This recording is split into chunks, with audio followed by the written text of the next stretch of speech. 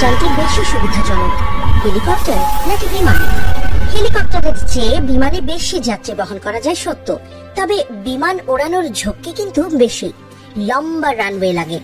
হেলিকপ্টারের উঠতে রানওয়ে লাগে না, যে কোনো স্পট থেকে খাড়া উপরের দিকে উঠে যেতে পারে। দুই সুবিধাকে যদি এক করা যায়, এমন আকাশযান আছে।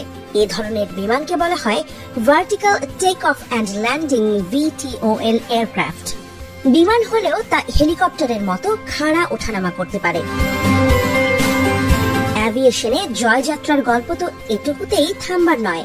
সুইস স্টার্টআপ সিরিয়াস অ্যাভিয়েশন পৃথিবীর প্রথম হাইড্রোজেন VTOL বিমান তৈরি করেছে। নাম তার সিরিয়াস জেট। এই বছরেই এটি আকাশে ওড়ানোর পরিকল্পনা রয়েছে। বিমানটি চলবে হাইড্রোজেন জ্বালানিতে।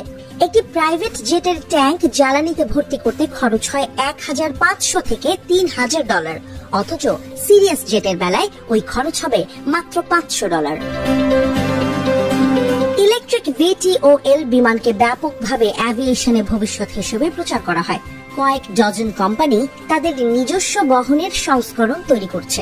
উড়ন্ত বৈদ্যুতিক ট্যাক্সির বহরগুলো শহরের চারপাশে ট্রাফিক জ্যাম এড়িয়ে যাত্রী বহন করার পরিকল্পনা করেছে। সিরিয়াস জেটের দুটো টাইপ থাকবে বলে জানা গেছে।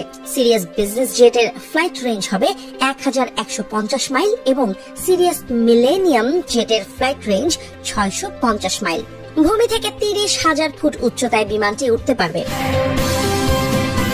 হেলিকপ্টারের সাথে এই VTOL এর পার্থক্য হলো অত্যাধুনিক এই বিমানগুলো বিদ্যুতে চলে, ফলে আকাশযানগুলো শব্দ দূষণ করে না এবং জলবায়ু বান্ধব।